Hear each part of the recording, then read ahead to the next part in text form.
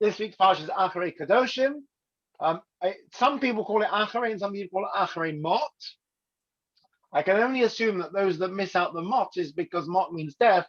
So we often like to sort of stay away from negative connotations. But I don't know. I'm just speculating. In my case, I missed out because it didn't fit on the slide. So but there are definitely different views as to what we call it. Okay, so and just by the way, the next Edra after this is Emor.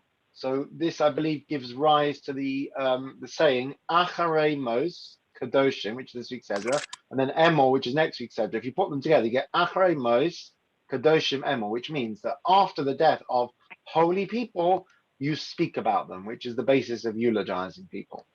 I think we spoke about last week. Although we also spoke about the dangers of eulogizing people when you get it wrong or you unwittingly insult someone because you say something that's perhaps not true or provokes a reaction. Right, Iris, over to you. There's 2 pages. So okay. hopefully you've got it. Yeah, just getting it larger. Okay.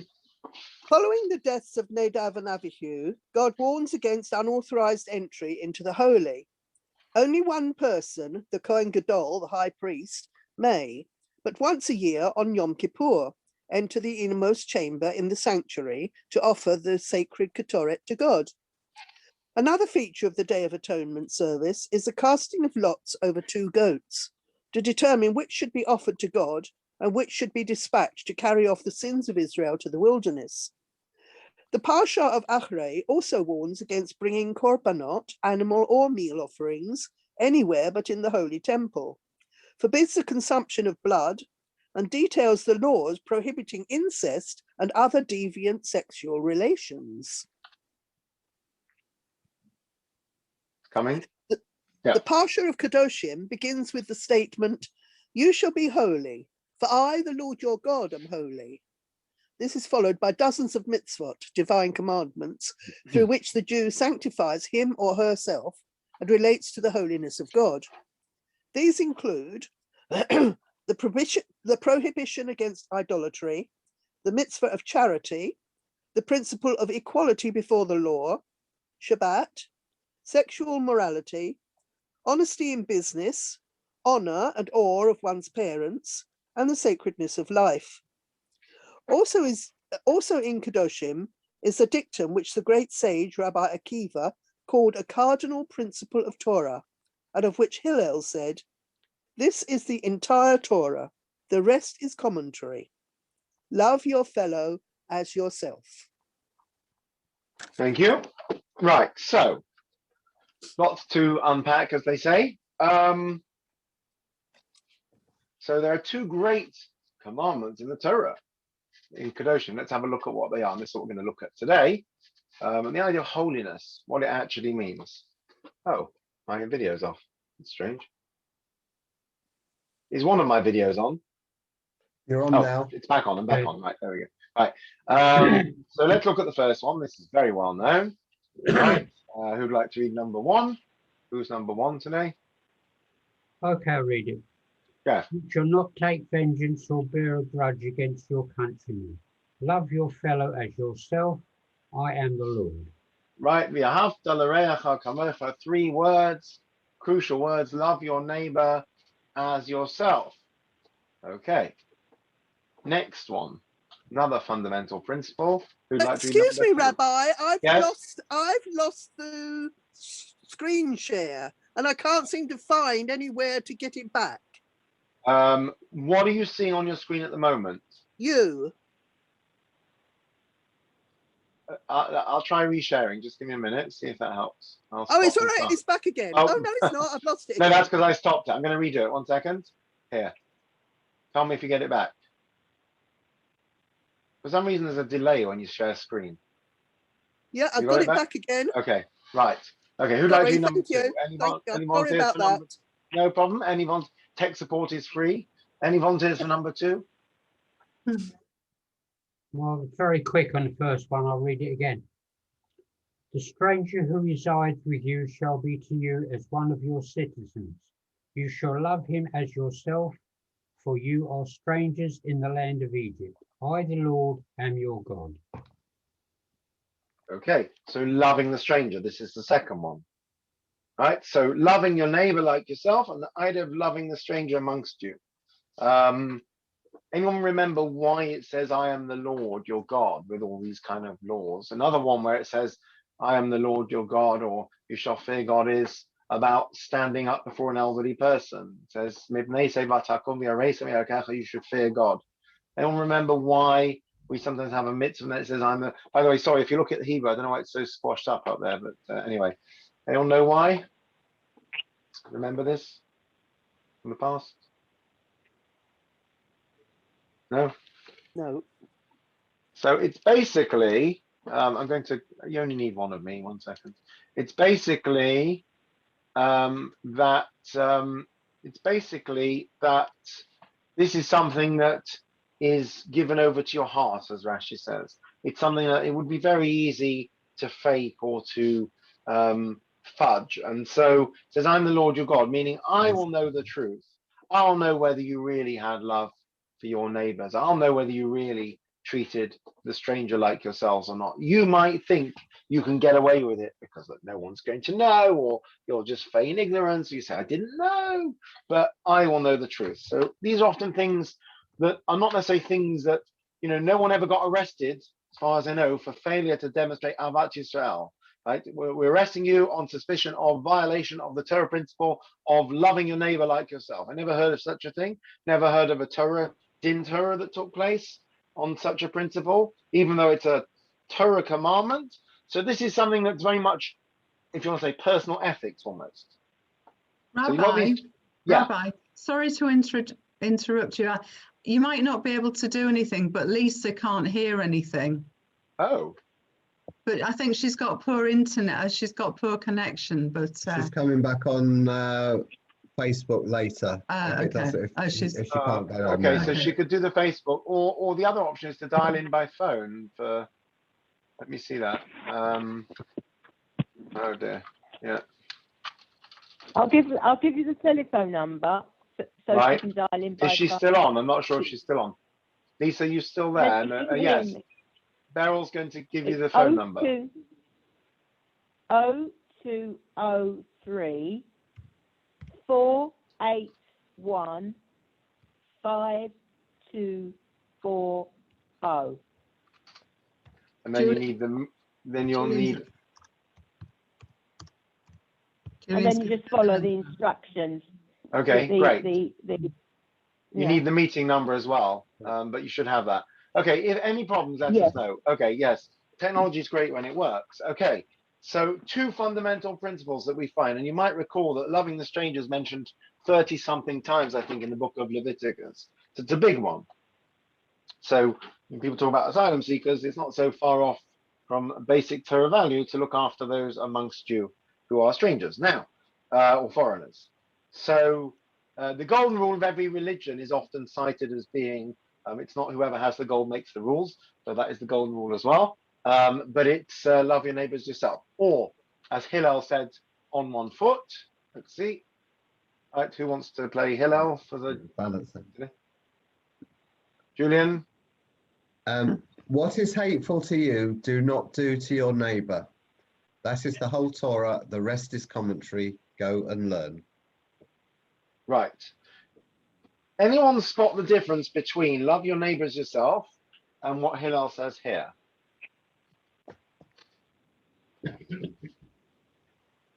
Well, it's the other way round.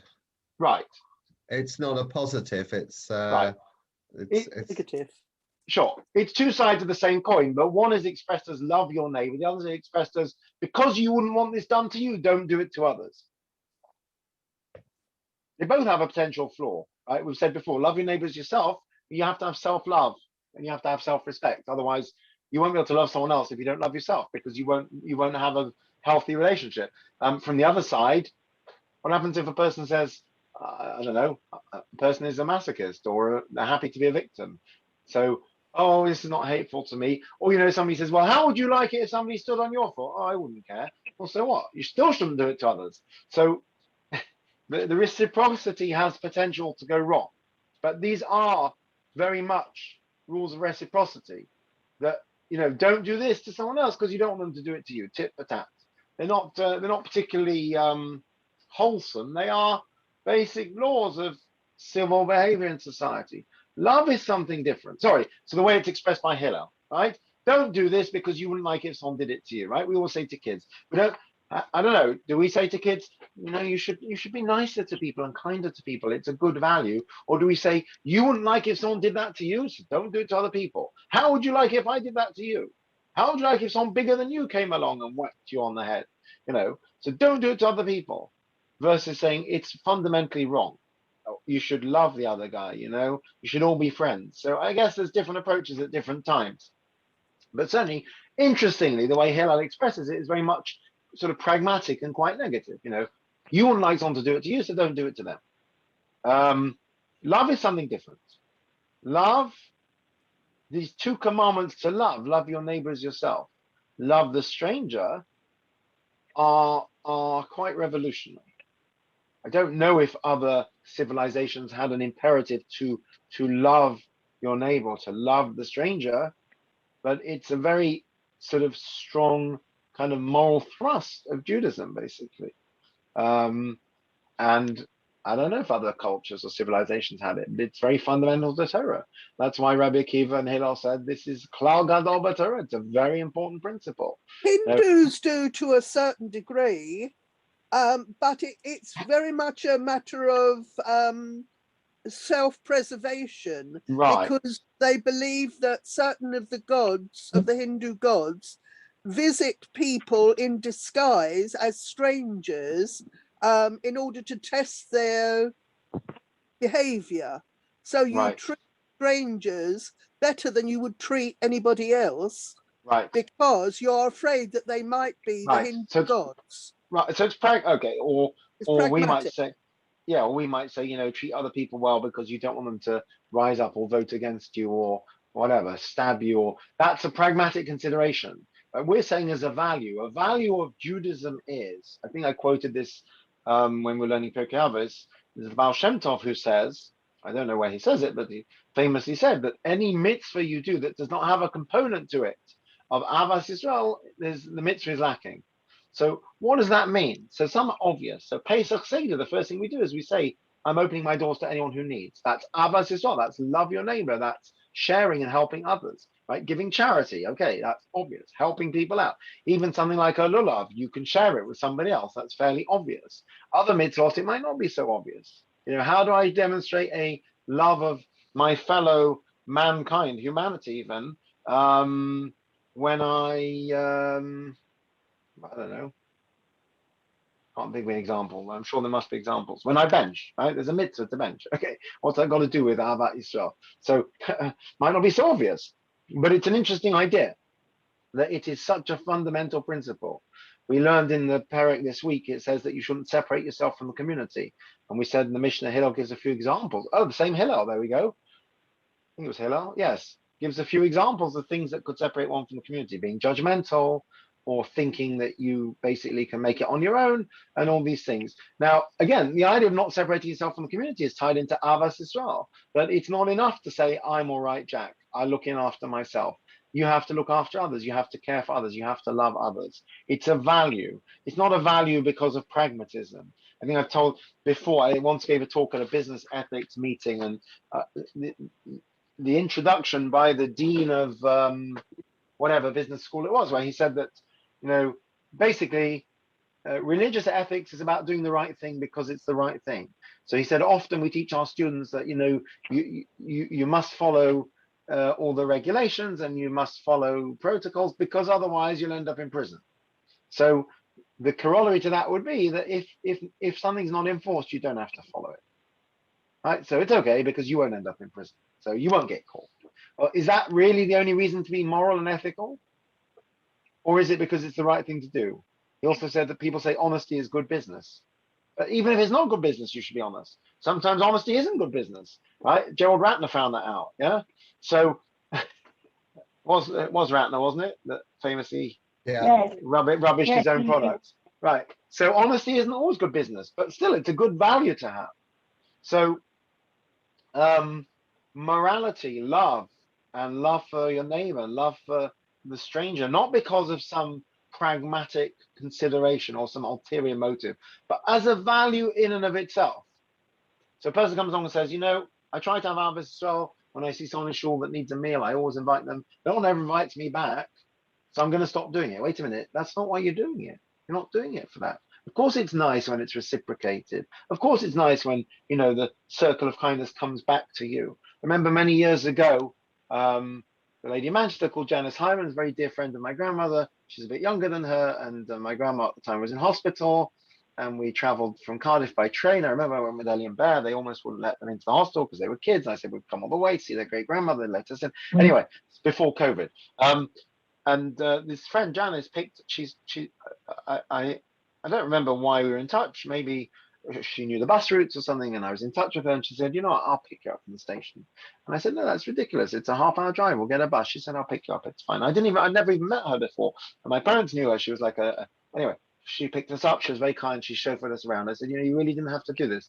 She said, you know what? She said, my daughter's in SEM in Israel. Said, and you know what? You know, people do kind things for her, and I do kind things for other people. And said, you know, it's a circle of kindness. You know, and I'm sure you'll go and do a favor for somebody else, and they'll do a favor for somebody else. You know, so it's a nice idea. You know, we're not always looking for reciprocity per se. If everyone does something nice to everyone else, eventually everyone will have a favor. You know, you don't have to be exactly kind of counting them off. I think it's a very healthy mindset to have. You know, person say, you know, it's, I don't know, you host goes students. around comes around. Yes, yeah, what goes around comes around. You know, it's a simple attitude. You know, person might say, you know, I don't know. Let's say we suddenly had an influx of students, and Pam and Julian say, do you know what? When our kids were in Birmingham, people in the community always had them around for meals, and it was so lovely. This is my chance to, you know, to pay back. I'll have some students around. You know, I appreciate what was done for my kids, and then those students one day will grow up and they'll have, you know, that's how it works. But it doesn't have to be immediate, and you're keeping count, and you know, you're keeping track. The value of being kind to others and looking after others. You know, if everyone does it, then the world will be a better place. Okay. It's a strange place to have it, though. What is this week's Sedra about? It's about Kadoshan. It starts off about the priest, how to be holy, being holy. What's loving your neighbor and loving the stranger got to do with being holy? Because it's behaving like God. Hold that thought. Right. Who's good at Latin? I can't pronounce it properly. Imitato Dei, is that how you pronounce it? Emulating. Imitato Dei, is that how you pronounce it? Basically, the idea of emulating God. Yeah. There's another name for it. No, I can't think. Yeah, imitato Dei, I think. I don't know how you pronounce it in Latin, but it's the idea of emulating God's ways. Correct. So in Judaism, we often talk about that. So yes, let's have a look. We are told elsewhere. We just said there's actually 36 times that we're told about how we should treat strangers. This is interesting. Only 2 of them speak of loving the stranger. 34 of them, that's still a lot, speak of not oppressing the stranger and of affording them rights. So that basically is more justice than love. But loving the stranger is mentioned in this week's Parsha, along with loving your neighbor. So what's the relevance to Kadoshan? This is the other place. The only other place it mentions it is in Devarim 10. Who would like to read that quickly or even slowly? Volunteers? Like, go for it. Yeah. You too must befriend the stranger, for you were strangers in the land of Egypt. Right. So that's mentioned in Devarim, which makes sense because Devarim, of course, Deuteronomy is a restatement of the first 4 books. But other than that, the commandment to love, or it says befriend there, it means to love, actually. Love is the right translation, but ahavtem, ahava. So loving the stranger, loving your neighbor is in this week's Sedra. What other stuff is in this week's Sedra? Here's a sampling of some of the laws. Who would like to read number 5, please? Any volunteers? I'll do it. Right. Do not make different kinds of animals. Do not plant your field with 2 kinds of seed. Do not wear clothing woven of 2 kinds of material. I don't know why there's a question mark there. Right, so shatnez. These are all mitzvot that involve mixing seeds, grafting, right? Crossbreeding animals. But anyway, the point is, this is the kind of thing this week's Sedra is talking about. Quite practical stuff, actually. But right? Rabbi, yeah. Rabbi, the second one, do not plant your field with 2 kinds of seed. Would that also cover the practice of planting certain types of plants together because they help each other. I know I've got a friend who's very into market gardening and things, and sometimes two different kinds of plants are planted together strategically, one after the other, strategically, in order to enhance their health. So as far as I know, the prohibition of what we call kilayim means any mixture. So actually shatnez is kilayim as well. Not sure the root of the word, but kilayim is a mixture of different seeds. As far as I know, it applies to grafting. So if you, I don't know exactly how you do it. We knew a chap called Lionel Paul who lived in Cardiff, who was a master rose grower, absolutely brilliant. You went to his house and they had this little kind of, I think, a bungalow, and there was a garden, and then there was a little gate at the back of the garden. And you went through the gate into this huge kind of allotment, I don't know what it was, but he kept his rose bushes there, and he was a sort of master on the top, however many in the country, and he basically would produce roses. And I never got round to finding out whether the prohibition of grafting applies within one species. So when you're mixing, when you're doing that, creating like designer roses by mixing and grafting different branches and seeds, whatever it is, not seeds, what do you call it? Can't think what it is. Shoots, whatever. Yeah, I don't know exactly how you do it, but you basically it's designer breeding of roses. You graft them together. So I don't think it's a problem for the same species. I think it's where you mix two different kinds. Now I don't know how you do it, but kilayim, I believe, is mixing grafting seeds together. So just as far as I know, planting wheat and barley in the same field is not kilayim. It's when you actually basically genetically modify it. For want of a better description. So genetic modification is against excellent Torah. question. Is genetically modified food allowed? So it might depend on the nature of the modification. But what's interesting is if you look at history, what caused the hand, foot, and mouth outbreak a few years ago? So according to some people, wasn't it that supposedly a pig had eaten a ham sandwich or something? Do you remember that story? It was going around. Somebody had left a ham sandwich and a pig had eaten it, and it caused a whole. And then when you think about the BSE, what caused the BSE was that they were feeding animal products to the cows. So it seems to me that when you start messing with the natural order of things, right, and the whole bat soup theory, so when you start doing weird things with animals and plants, it usually ends badly. Anyway, I don't know. But anyway, these are very practical laws, right? That you can't wear certain wool and linen together. You can't crossbreed animals. You can't graft plants. And in the midst of all that, it says, love your neighbor like yourself. Why? And not only that, but these are laws that have no reason, right? It's a chok. It's a law that we don't know the reason for. We don't know why you can't wear wool and linen together. It's a rather bizarre rule. There's no obvious, some things, not muzzling an ox while he's plowing. You can understand the logic there. It's animal cruelty. Possibly crossbreeding might be cruel, but certainly why you can't wear wool and linen together, it's a chok. It's a law that has no reason. Okay, bye, Solomon. Have a good day. But in the midst of all that, we're given a very esoteric rule of love your neighbor as yourself and love the stranger. What's going on here? So what has a very moral, value-based obligation of loving your neighbor, the stranger, got to do with very sort of, I don't say bland, but it'd be like in the middle of the laws of kashrut, where it says you shouldn't eat milk and meat together and you should love your neighbor. But wait a minute, milk and meat is something that we're not given a reason for. It's a very, what we call a chok, it's a very specific law that the Torah gives us, and loving your neighbor is much more than that. It's a value. It'll almost be like saying go forth and multiply in the middle of this, which is basically the base of Jewish family. It is very strange. So what's the connection? Any suggestions? What I said before, imitating God. Right, but why put it in this chapter? Have a chapter of, have a section of the Torah where it say this is how you should behave as a decent person. You should love your neighbors yourself. You should look after the stranger and the widow and the orphan. Why stick it in the middle of a load of mitzvahs, which are very kind of practical, hands-on mitzvahs, many of which we don't know the reason for?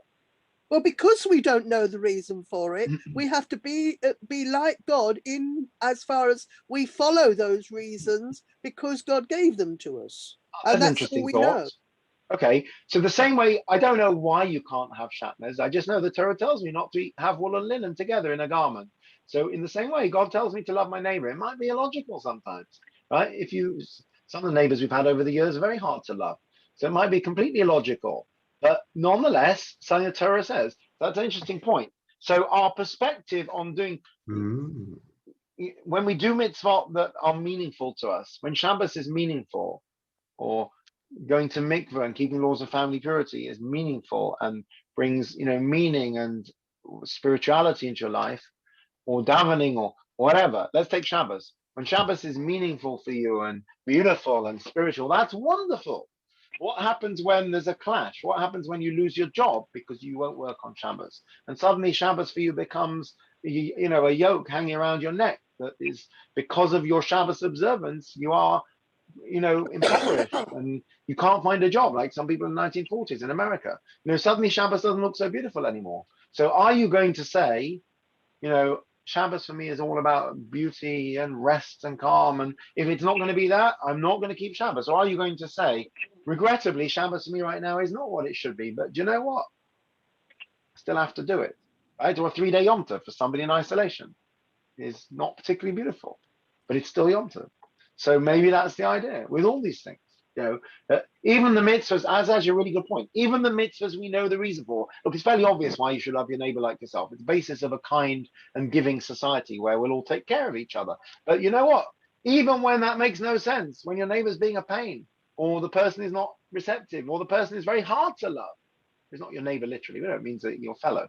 So even then, you should still do it because it's like a chok. It's a law that you don't have to know the reason for a law. That's a very good point, actually. Rabbi Sachs doesn't actually give that one, I don't think. Let's have a look. So here's a few thoughts. That any society, even one that has clear ethical principles, like not stealing or not wearing, not crossbreeding animals is an ethical principle, it seems. Still, human relationships is the basis of any society. Let's have a look. Why did God choose Abram? Let's see. Back to anyone remember this? Oh, let's give you a quiz before I show it. Anyone remember what the reason God gave for choosing Abram as the father of the nation? He says it very clearly. I'm about to show it. You may have seen it. Anyone remember? All the way back in Bereshit? It's something pinging at the back of my mind, and I'll give you a clue. It's got nothing to do with monotheism. Well, it's not strictly true, but very little to do with monotheism.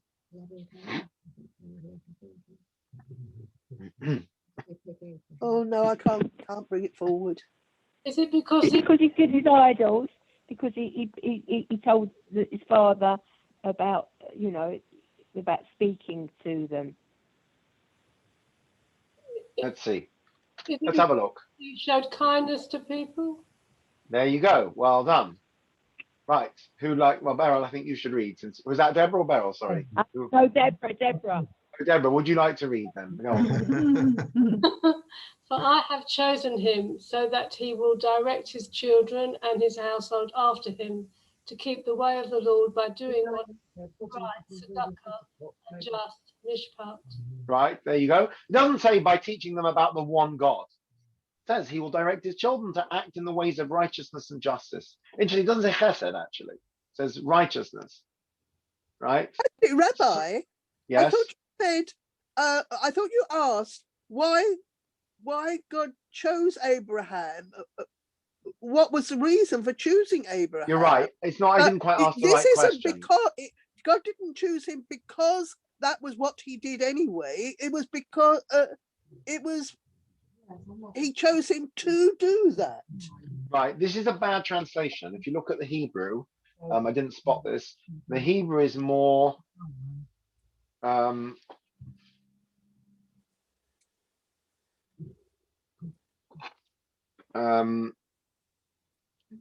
The Hebrew is more Kidativ. I know that I will command him. That he will command his children after him, and so on and so forth. I just need to go offline for 1 second because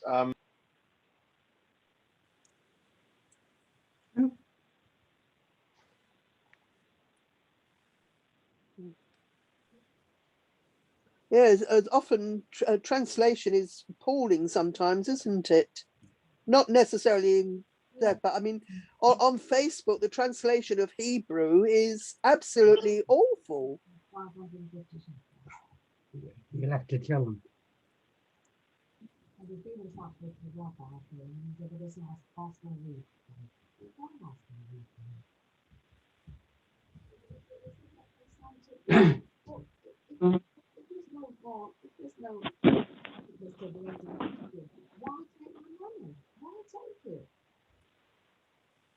Yeah, it should be something we can't see you to saying, are you sure you want to continue?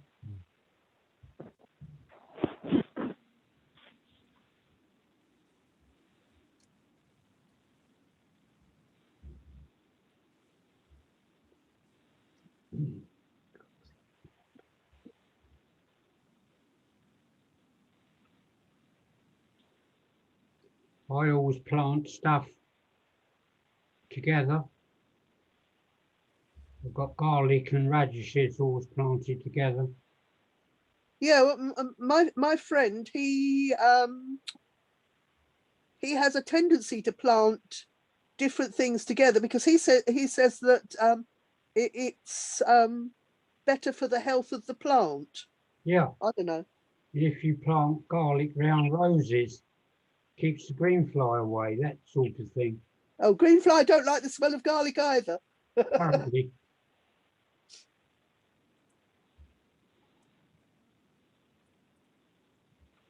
But garlic and radishes I always plant in rows next to each other.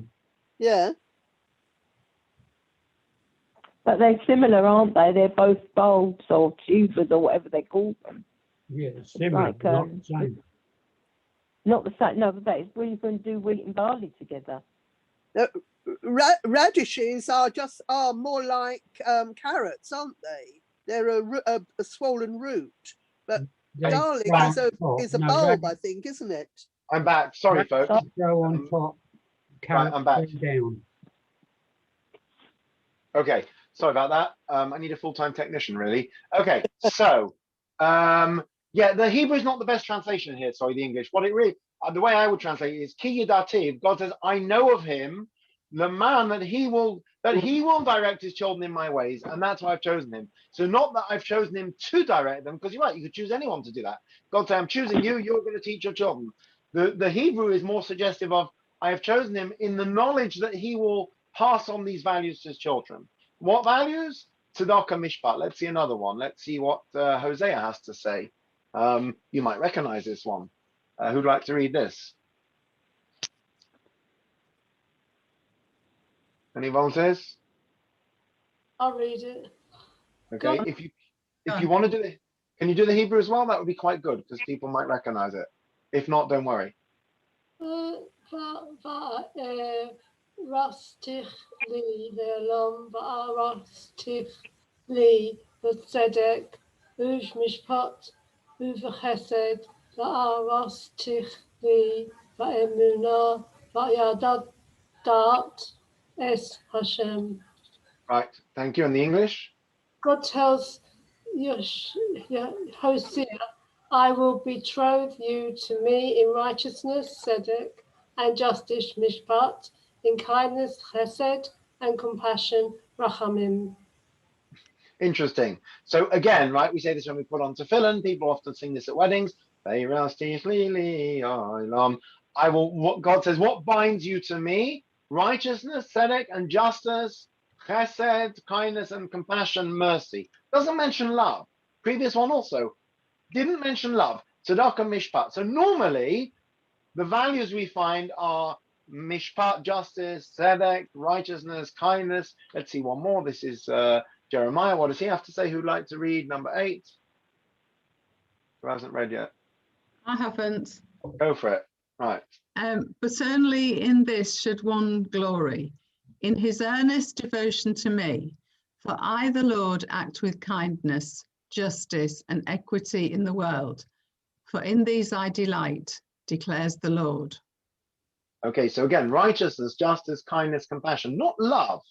So normally, it's interesting. in this verse, which talks about holiness, sorry, in this chapter, which talks about holiness, this Parsha, we have the imperative to love your neighbor and to love the stranger. More generally, when God speaks about emulating him and passing on values and being connected to him, he doesn't talk about love. He talks about justice and kindness and righteousness and compassion. So when the prophets do talk about love, it's usually about love for God and his love for us. There are, interestingly, 3 exceptions, and I'm going to put them all on the next slide. And these are the 3 times that they actually talk about love. So it's relatively unusual. The first one is Amos. He says, hate evil, love good. And again, he's got maintain justice in the courts. Micha says, act with justice, love mercy, and walk humbly with your God. And Zechariah says, therefore, you should love truth and peace. So what are we loving here? We're not loving our neighbor. We're not loving God. We're loving abstract things. You should love good. You should love mercy. You should love truth. It's interesting. Even when the prophets talk about love, what do they talk about loving? Loving abstract constructs. Isn't loving giving? Giving? It's not. It's giving, isn't it? Good question. Normally we say ahava means love. The root is have, to give. That's the root. So love is about giving to another, but here it must mean love as in desire and value and cherish. Otherwise, it doesn't make sense. What should you cherish? Obviously, in order to do it, you have to give it out. You're right. Good. You should love good, and therefore you should do good things. You should love mercy. You're right. Therefore, you should give out mercy. But there's something more to it than just giving. But and the truth is the same. And we say at weddings that, oh, ahava means to give, right? Fiddle on the roof. Do you love me? Do I love you? For 25 years, I've ironed your shirts and kept your house.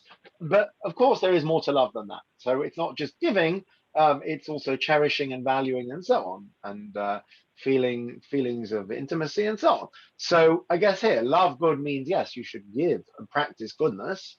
Giving out goodness would be a way to show you love it, right? We just had Yom Ha'atzmaut. So we always say, people say I'm a big Zionist from their armchair in London. So, if you're really a Zionist and you love Israel, go live in Israel. It's a whole discussion in itself.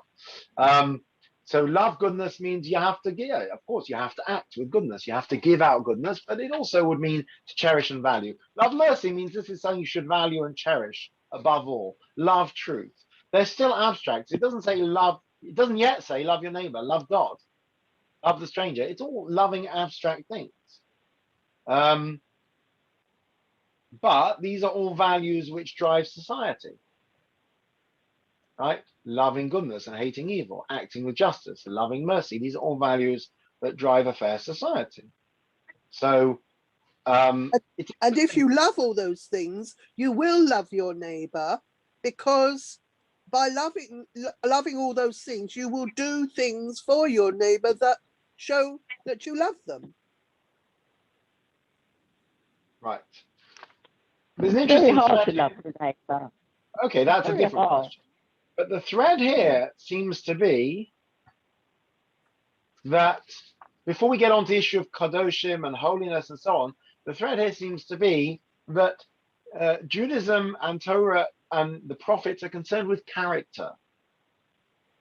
Right? It doesn't say achieve piety by being a righteous individual that spends hours engrossed in prayer and in communion with God. It says these are all, in Orthodox circles, there's sometimes a bit of a sort of cynicism that in non-Orthodox circles, they talk a lot about social justice and liberal values. And we don't necessarily agree with all of that. But actually, and we've learned this before, social justice and values of a fair and just society and how we act towards others, our character, are very fundamental to a lot of the teachings. It's not enough to just keep the laws and the mitzvot, particularly not just the ones that pertain to man and God, whilst ignoring man and man. A good person and a good Jew will be somebody that has all these values. And these values go beyond just legal concepts. There are legal concepts. There are specific ideas. There are specific mitzvot, like that when you harvest, you should leave a certain amount for the poor, the gleanings, the payah, we call it, and the other mitzvot that relate to that. Giving 10% of Ma'aser as a tithe. Okay. Giving tzedakah. Okay, fine. Looking after, being kind to animals. But then there are kind of values. Loving goodness. What mitzvah is that? Loving mercy, loving truth. Not a mitzvah per se. It's character forming. So we see that the prophets, when they talk to us, talk a lot about things that are character forming above and beyond mitzvot even. So, but still, the love that it speaks of in the prophets is a love for values. In this week's Sedra, it speaks about love for one's neighbor, love for people. So the question is, why do we up the game? Oh, before we do that, let's just, we up the game in this week's Sedra. So the answer is, let's look at how is a Kohen, a priest, different from a prophet or a rabbi or any other leader? And the answer is, a Kohen has to be Kadosh, holy. What is Kadosh? It's something that's set apart. Right? They were set apart, the Kohanim. They didn't have a share in the land.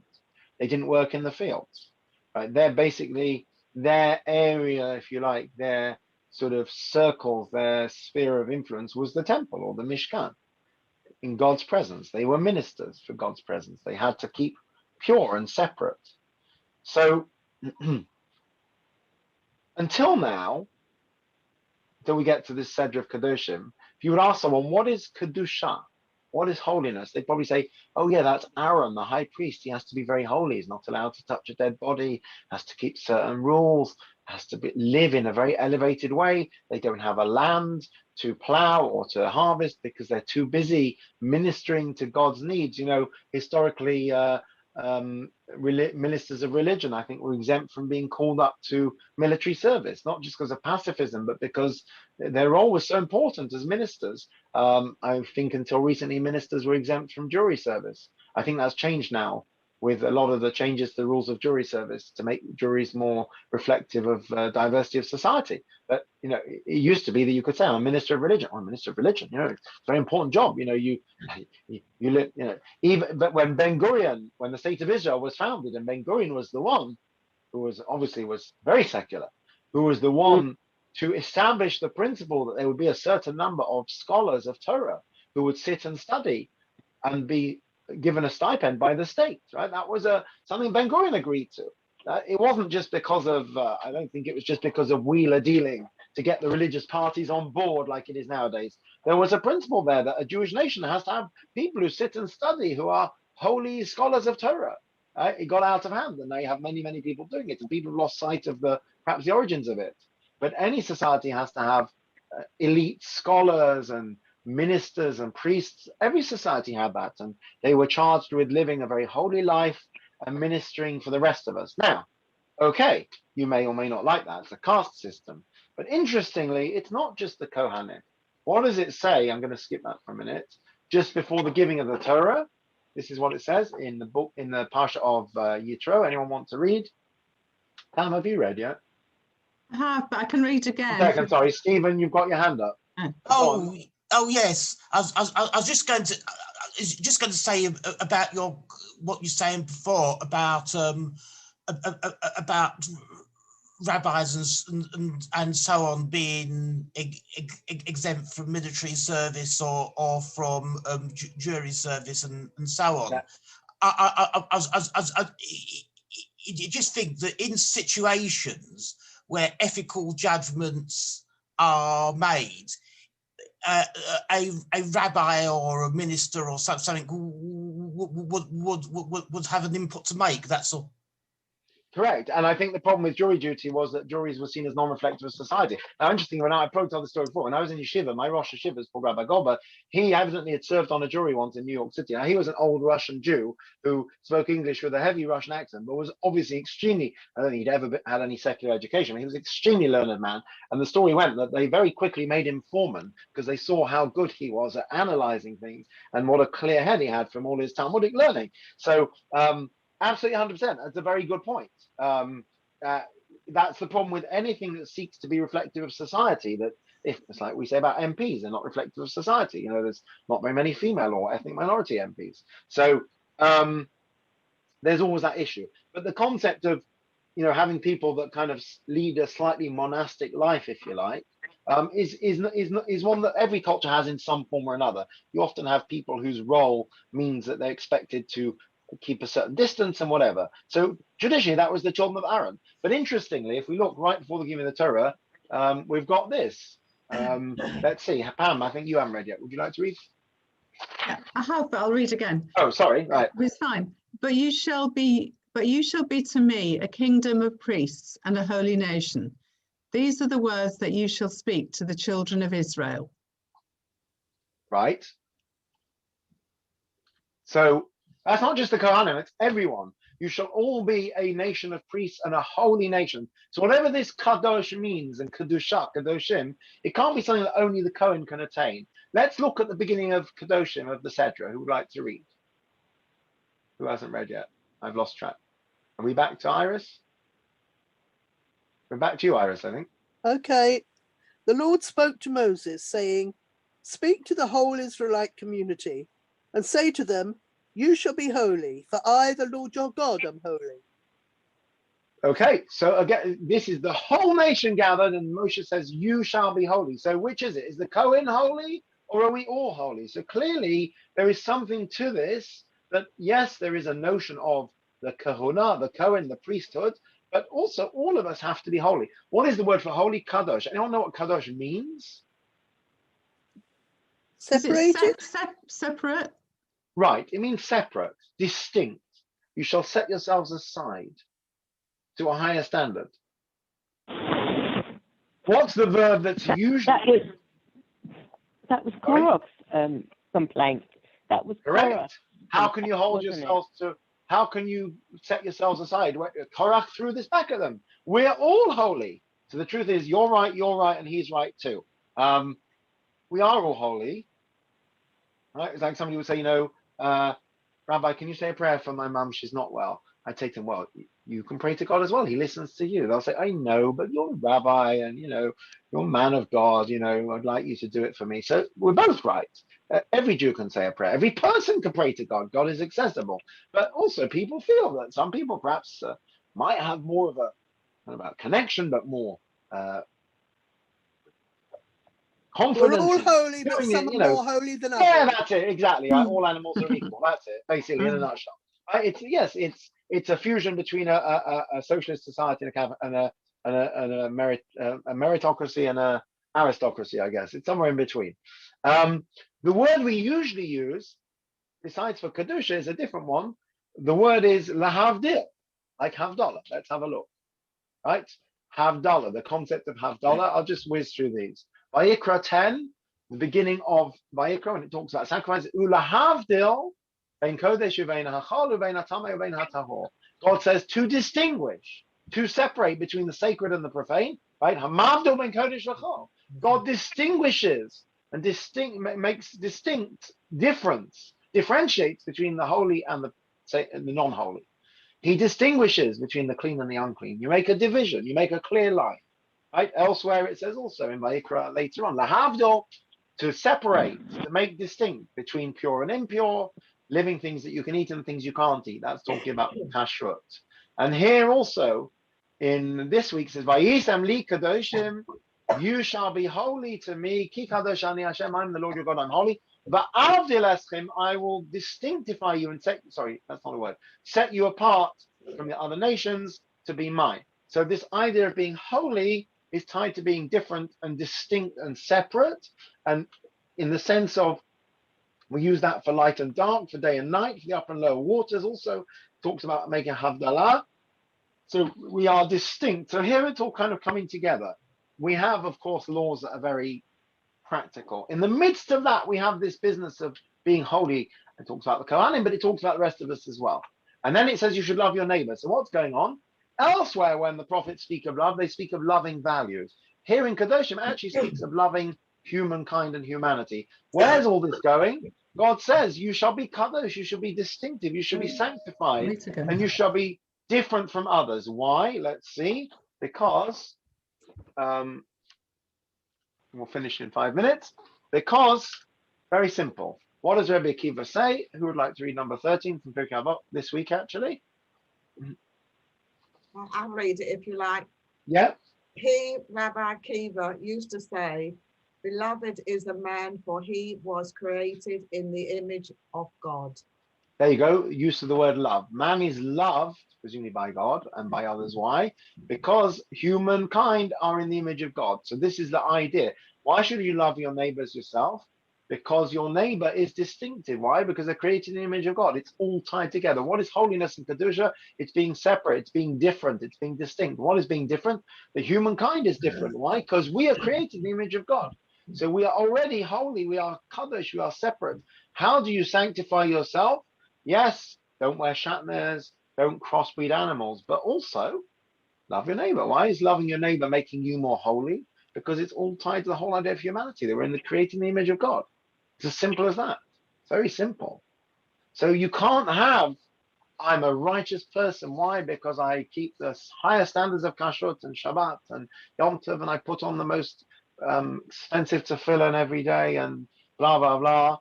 But I can't stand being around people. Don't ask me to do a favor for somebody because that's not my thing. Well, sorry, it has to be your thing because that value is a supreme value in Judaism. Doesn't mean you shouldn't keep all the mitzvot. You should keep them. But in terms of values, Jewish values, and ideas that are central to our society, yes, absolutely 100%. But one of the most important ethical principles for society is not just that you shouldn't have these technical mitzvot of how you should plant your field or how you should treat animals or what clothing you can wear, but also the concept of love for your fellow, which is a very abstract concept. It's even more abstract than saying love justice and love kindness and love mercy, because as somebody said, it's hard to love your neighbor. I can love the concept of justice. I can say, I think justice, I would go, I'd go to the ends of the earth to make sure that justice is served. I think it's really important. I'll campaign for it. I'll protest. I'll go on a crusade. But loving my neighbor is slightly harder because my neighbor's a pain. Human beings can be very frustrating people, but nonetheless, you have to love them and give to them. Why? Because they're made in the image of God. It's a very spiritual, holy idea, basically. It's as fundamental, one second, it's as fundamental as the practical mitzvah. Should you keep Shabbat? Yes. Should you not wear shatnez? Yes. Should you love your neighbor? Yes. Yes, Iris, over to you. The prophets seem to value those things like justice and mercy and loving your neighbor more than actual Torah laws. They seem to.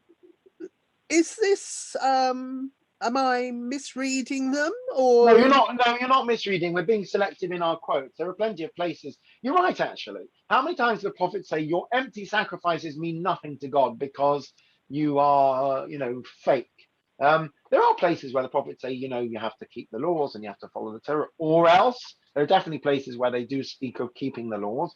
But we're being selective in our quotes. But you're right. There's a lot of material on the prophets which is speaking about more general value systems, which is interesting. Because you ask the question nowadays, should people eat kosher? Yes. Should they keep Shabbos? Yes. Should people daven 3 times a day? Yes.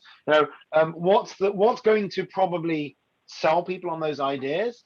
Is it going to be the importance of eating kosher because in and of itself, or is it going to be the bigger values of Jewish tradition and Jewish identity? And I've said before, if you had half an hour a week to teach someone, are you going to teach them the intricate laws of Shabbat or Kashrut, which they need to know as a good Jew? Or are you going to try to inspire them that they'll want to go away and do that by themselves? Are you going to plant a seed, or are you just going to whatever? So the answer presumably is, if you're smart, you will try to use that time to inspire them and get them fired up, that they themselves will want to eat kosher. And they'll go and learn the kosher laws because they're so inspired and so excited. I was talking to somebody the other day about this. The world is full of people who went to Cheder 5 days a week, and their Hebrew reading is good, and some of them learned Chumash Rashi, and many of them are not connected to the Jewish community. I know a fellow whose daughter became very frum. She's probably in her 30s now. I married them about 12 years ago. And he always said to me, he said, it's funny. He said, my daughter is much frummer than I'll ever be. He said, but I can read Hebrew better than her. Because I went to Cheder 5 days a week. She went once a week. It's a funny world we live in. So I think the answer to Iris's question is actually maybe, yes, there are places in the prophets where they do speak about specifically mitzvah observance. But you're right, there's a lot of this more general kind of values. Now, obviously, the values of kindness and mercy and justice will tie in with the mitzvot of the Torah. But it's interesting. Why don't they say you must keep God's Torah? Instead, they say you should love these values. Maybe the same reason that nowadays, if you were engaged in outreach, you would probably wrap up the Torah observance in more general concepts. You say, you know, everybody believes in a just society and social justice. Did you know these are Jewish values? Did you know the Torah says you have to love the stranger? Did you know the Torah also says, interesting, in the same chapter, you can't wear wool and linen together, and they're actually treated with equal value? Did you know the Torah says this? Did you know the Torah says that? Rather than focusing on perhaps the specific laws. I don't know. I think that the challenge is not to make people, okay, some laws people are not aware of. Everyone's aware of the kosher laws to some degree. So if people choose not to keep kosher, clearly they're not inspired by the kosher laws. So how do we inspire people? You know, everyone knows you can't eat bacon. Okay, how do we inspire them not to eat bacon? They're two separate questions. Most people have some concept of Shabbos to some degree or another. How do you inspire people that there's more to it than just knowing that you can't write on Shabbat or drive on Shabbat? But actually, why would you want to embrace this in your life? So I think the prophet's saying that there are these values which actually are meta values, which are not necessarily, you know, is it in the 613 mitzvot to love justice? I don't know, it might be. I'm not sure, actually. Loving your neighbor certainly is. But these are more general values. But the interesting thing is when we get on to discussion of Kadoshan, holiness, and what makes us distinct, then we immediately hit everyone with love your neighbor and love the stranger. And I would maybe say the other way around. Maybe the prophets are giving you the baseline of society. The prophets are saying, forget being holy and pious and righteous. Just be a basic human being. And basic values of being a basic human being. God says, I like Abram. I choose him. Why? Because he's going to teach his kids to have chesed, kindness, tzedek, and righteousness and justice. And then along comes the Torah in Kadoshim and says, you want to be holy? You want to be like a Kohen? You want to be a kingdom of priests? You want to take it up a notch? The next thing you have to do, you should love all these values. Now, here's one for you. Love your neighbor, because they're created in the image of God. They're holy, they're distinct. And you want to be holy? You have to love them. Love the stranger. Well, the reason for love the stranger, given, of course, is, interestingly, is reciprocal. Because it says, because you were strangers in the land of Egypt. Look, Hillel says it's the most important principle in the Torah. Rabbi Akiva says it's a klal gadol in the Torah is to love your neighbor like yourself. I should have said a klal gadol by Torah is not to eat chametz on Pesach. But he doesn't. So maybe there's something to it that, yes, you have to keep the 630 mitzvot, but there's a value system as well that underpins it. There are concepts in Judaism that transcend the mitzvot. A lot of the mitzvot will tie into those concepts. Interestingly, these two are mitzvahs. There is a mitzvah to love your neighbor. There is a mitzvah to love the stranger. So it's even included in observance. So let's end with Rabbi Sachs, a direct quote, much better than my quoting him. Who would like to read Rabbi Sachs's parting words? Who feels they can channel Rabbi Sachs? Okay, it won't sound like it. If Michael was here, he would do it in his accent. Right. So Jeff, go on. I believe that there is something unique and contemporary about the ethic of holiness. It tells us that morality and ecology are closely related. They are both about creation, about the world as God's work and humanity as God's image. The integrity of humanity and the natural environment go together. The natural universe and humanity were both created by God, and we are charged to protect the first and love the second.